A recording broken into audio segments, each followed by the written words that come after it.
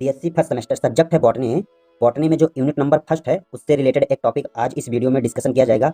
जो first unit है उसमें दो पार्ट है, जिसमें पहला पार्ट है इंट्रोडक्शन का, दूसरा पार्ट है जो माइक्रोबायोलॉजी में जो टेक्निक इस्तेमाल किया जाता है उसमें एक टॉपिक है ये ओवन, जो हॉट एयर ओवन है, जो इंस्ट्रूमेंट होते हैं ये लैब में प्रयोग किए जाते हैं।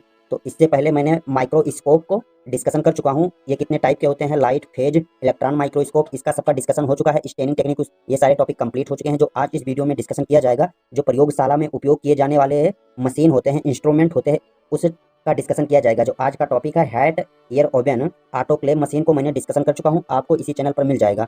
तो चलिए स्टार्ट करते हैं। ये सारे क्या चीज़ हैं, इसका डिस्कशन हो चुका है एक वीडियो में, तो आप वहाँ से देख सकते हैं।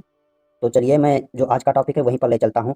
जैसे लेबोरेटरी क्या होता है, प्रयोगशाला क्या होता है, ये सारी कॉमन चीज़ें यहाँ पर दी हुई है। तो ये सारी कॉमन चीज़ों को आपको अगर जानना है, और ऑटोक्लेव क्या होता है, तो आप जाकर इससे पहले वाला वीडियो देखिए। ये ऑटोक्लेव के जो मशीन है इसके बारे में डिटेल में चर्चा हो चुकी है। तो चलिए जो आज का टॉपिक है, तो आज का टॉपिक स्टार्ट होने से पहले आप चैनल पर पहली बार आए हैं तो चैनल को सब्सक्राइब कर दीजिए, और वीडियो पसंद आएगा तो लाइक कर दीजिएगा। तो चलिए आज का जो टॉपिक है उस पर चर्चा कर लेते हैं। ये हॉट एयर ओवन क्या होता है, यह जो प्रयोगशाला होती है, लेबोरेटरी होती है, वहाँ पर प्रयोग किया जाने वाला एक मशीन है, जिससे जो माइक्रो ऑर्गेनिज्म होते हैं, सूक्ष्म जीव होते हैं, उन्हें मारा जाता है। मतलब कोई भी मटेरियल है उसे स्वच्छ किया जाता है। तो चलिए क्या होता है इसे समझते हैं। तो इसका जो बैकग्राउंड समझ लीजिए। जो इससे पहले जो टॉपिक डिस्कस हो चुका है ऑटोक्लेव, तो उसके बारे में है, थोड़ा समझिए। लैब में स्टेरिलाइजेशन बहुत जरूरी है। क्यों जरूरी होता है? क्योंकि जो बैक्टीरिया, ऑर्गेनिज्म, माइक्रो सूक्ष्म जीव होते हैं, वो आकर किसी मटेरियल पर बैठ जाते हैं तो वो दूषित हो जाता है। तो इसलिए स्टेरिलाइजेशन बहुत जरूरी होता है। जो ऑटोक्लेव है, जो इससे पहले डिस्कशन हुआ था, तो उसमें क्या होता था, जो मॉइस्ट हीट थी, जो नमी वाली गर्मी थी, उससे स्टेरिलाइजेशन कर किया जाता था। लेकिन कुछ चीज़ें होती हैं जिससे भाप से वो डैमेज हो जाती है, मतलब ख़राब हो जाता है। तो इस डैमेज को रोकने के लिए इस मशीन का डिज़ाइन किया गया था। इस मशीन का जो आज का टॉपिक है, जो हॉट एयर ओवन मशीन का डिज़ाइन किया गया था, जिससे जो ऑटोक्लेव में कुछ चीज़ें डैमेज हो जाती थी उससे बचा जा सके। तो इसलिए ड्राई हीट स्टेरिलाइजेशन की ज़रूरत पड़ी।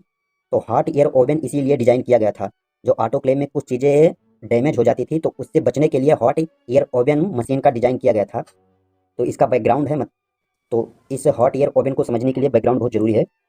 तो हॉट एयर ओवन का जो डिफिनीशन है क्या, उसे समझ लिया। हॉट एयर ओवन एक लेबोरेटरी, मतलब प्रयोगशाला में उपयोग किए जाने वाला एक मशीन है, इंस्ट्रूमेंट है, जो कि ड्राई हीट, मतलब सूखी गर्मी के जरिए माइक्रो ऑर्गेनिज्म और स्पोर को नष्ट किया जाता है। मतलब जो सूक्ष्म जीव होते हैं, जैसे क्या बैक्टीरिया, वायरस है, ये जो छोटे जीव होते हैं जिसे हम माइक्रोस्कोप में देखते हैं, उन्हें मारने के लिए ड्राई हीट का उपयोग किया जाता है। तो इसका हिस्ट्री दिया हुआ है। तो ड्राई हीट स्टेरिलाइजेशन कंसेप्ट भी लुईस पास्चर और 19वीं शताब्दी के माइक्रोबायोलॉजिस्ट के एक्सपेरिमेंट पर आधारित है। जो ऑटोक्लेव में जो कंसेप्ट दिया गया था वो भी लुईस पास्चर के मेथड पर, कंसेप्ट पर बेस्ड था। ये भी जो हॉट है, ये ओवन ड्राई वाला है, ये भी इसी पर बेस्ड है, लुईस पास्चर पर। ये कब डेवलप किया गया? 19वीं शताब्दी में। तो हॉट एयर ओवन लेबोरेटरी में पहली बार कब इसका प्रयोग किया गया था? 19वीं सेंचुरी में यूज किया गया था। तो इसका प्रिंसिपल देख लेते हैं, मतलब इसका सिद्धांत। तो हॉट एयर ये किल करता है, मतलब जो छोटे माइक्रो ऑर्गेनिज्म होते हैं उन्हें मार देता है। किसके द्वारा मार देता है? ऑक्सीडेशन प्रोसेस के द्वारा मार देता है। और उनके सेलुलर जो कंपोनेंट जिससे वो बना होता है उसे डीनेचरा प्रोटीन से, मतलब उसका जो ओरिजिनल फॉर्म है उससे बिगाड़ देता है, मतलब डिस्ट्रॉय कर देता है। तो मॉइस्ट हीट में जो प्रोटीन को एगुलेशन होता है, मतलब जो जो नमी वाली भाप थी उसमें जमा दिया जाता था। और इसमें जो किसमें जमा दिया जाता था? इससे जो इससे पहले वाला मशीन था ऑटोक्लेव में, उसे जमा दिया जाता था। लेकिन जो हॉट इवन मशीन है इसमें ड्राई हीट में ऑक्सीजन होता है, मतलब ऑक्सीडेशन प्रोसेस के द्वारा इसमें स्टेरिलाइजेशन किया जाता है।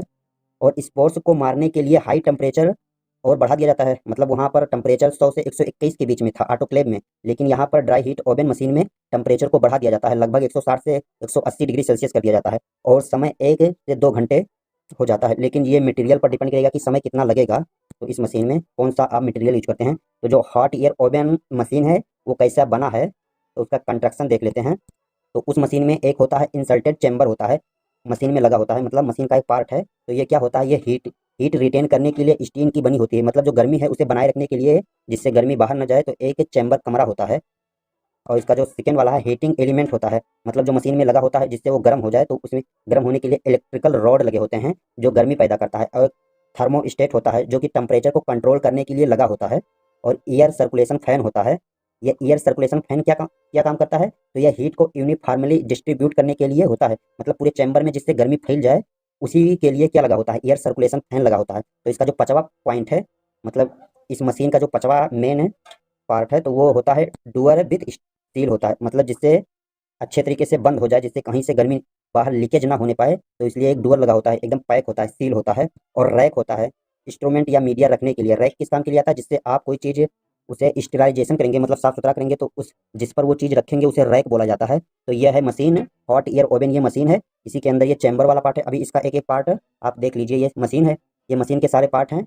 यहीं पर जो ये वाला पोर्शन है, यहीं पर कोई भी चीज़ आप जिसे स्टेरिलाइजेशन करना चाहते हैं यहीं पर आप रखेंगे। और ये सारे जो दिए हुए हैं, किसी से टेम्परेचर कंट्रोल होगा, किसी से रेगुलेट होगा।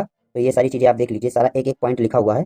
मैं ज़्यादा टाइम नहीं लेना चाहता हूँ क्योंकि वीडियो बहुत लंबी हो जाएगी। वो आप देख सकते हैं, एकदम क्लियर लिखा हुआ है। अब इसका जो इस मशीन का वर्किंग प्रोसेस कैसा है, जैसे मशीन आपको मिल गया तो ये कैसे किस तरह से शुरू करेंगे। तो जो आइटम होता है उसे रैक पर रखा जाएगा। अभी जो मशीन में एक पार्ट देखे थे रैक वाला था, उस पर कोई भी आइटम रखेंगे और फिर डोर को बंद करके टेम्परेचर सेट कर देंगे।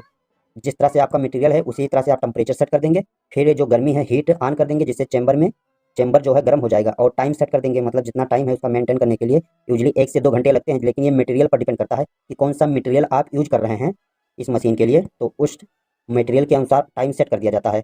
फिर हीटिंग बंद कर देते हैं, जिससे ओवन ठंडा होने पर डोर खोल देते हैं। फिर जो आइटम है वो क्या हो जाता है, स्टेराइल आइटम रेडी हो जाता है।